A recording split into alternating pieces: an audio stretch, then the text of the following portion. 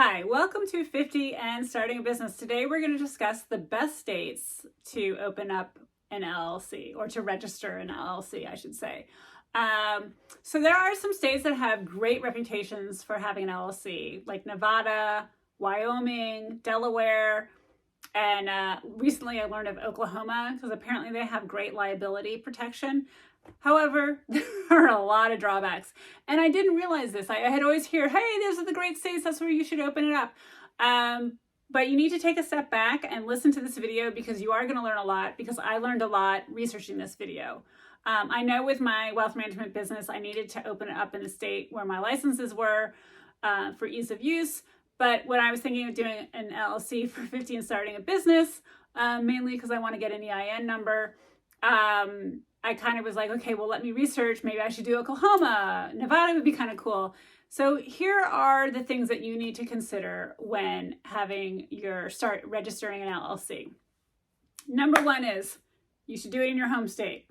And initially I had read, and I had said in another video, the reason why you want to have it in a home state is that if you get sued, then you'd have to go to that other state for the lawsuit, and that's going to cost you a lot of time and money. When I was researching this some more, it turns out, well, okay, yeah, that's something to consider, but what's the probability of you getting sued? So, maybe that's not a big thing, but there ends up being a lot of other drawbacks. And then the main disadvantage, I would say, is that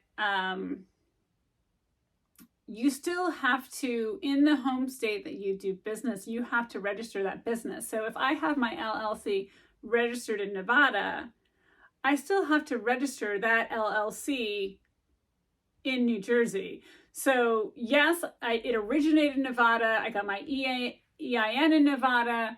The LLC protection is based in Nevada, but now I need to register that LLC in New Jersey. So guess what?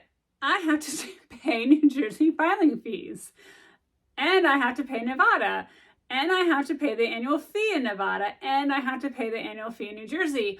Oh, and the state of New Jersey has different, filing requirements in terms of operating income statements and all that kind of stuff than Nevada. So now I got one set of paperwork for Nevada and another set for New Jersey.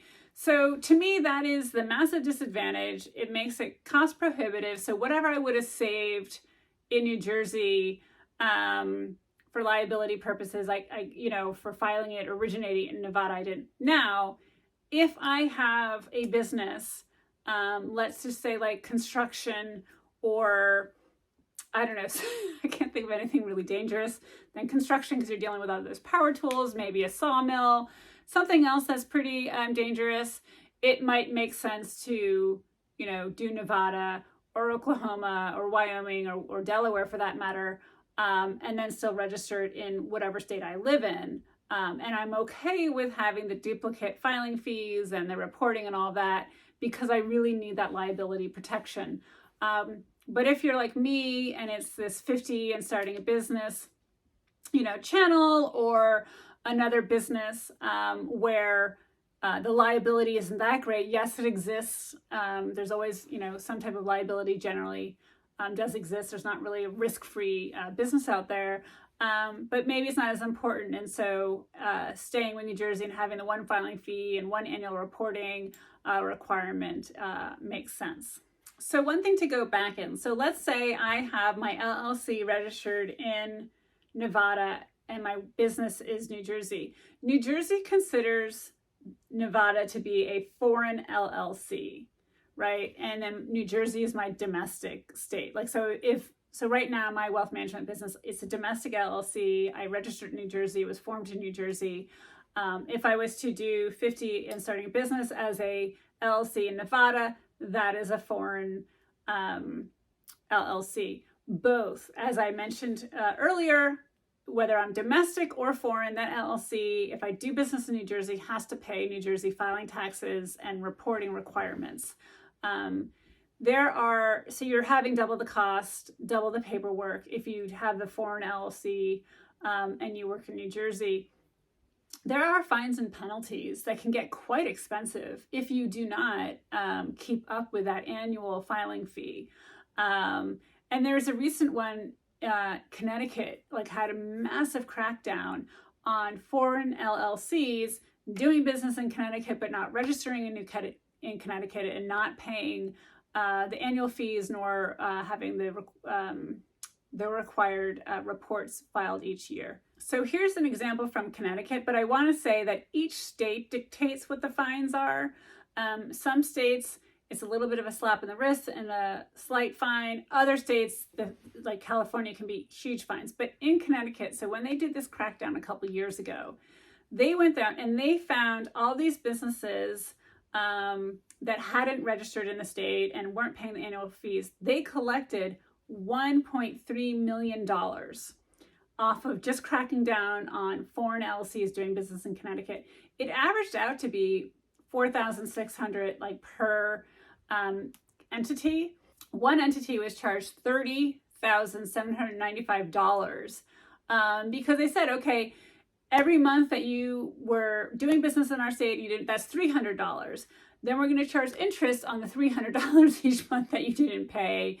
Oh, and then you owe taxes and all that revenue that you collected that you weren't. So it snowballed. But again, they will charge you interest. So these fines are all issued by the Secretary of State. But if you choose not to pay these fines, the Attorney General of the state will actually come after you and sue you.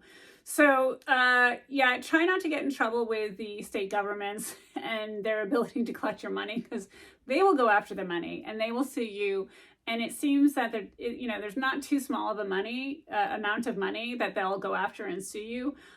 So if you need to, for liability purposes, to have a foreign LLC doing business in a state, just make sure you're on top of both states' LLC requirements for, if you have a foreign one, what do you have to pay the annual fee, what reporting is required. And then the Attorney General can also issue an injunction against you. So not even so much against your business or your LLC, but they can come after you personally and say, you are no longer allowed to do business in our state. So it can be very serious if you're not on top of having a foreign LLC doing business in another state. And then sometimes if it's not so serious, you have to pay the fines, and so they can kick you out, and then they can say, here's an injunction you have to stop doing for now, but you can come back later. So there's a saying, taxes are paid where the money is made. So even if you have a Nevada LLC, but you're doing business in Connecticut, you need to pay Connecticut taxes. You can't try to loop it around and say, no, we do business in Nevada. There are a lot of things that the government will do, say to know you're actually in Connecticut. So it's definitely as an online business. I think people think a lot of times, oh, it's an online business. We don't have a physical location.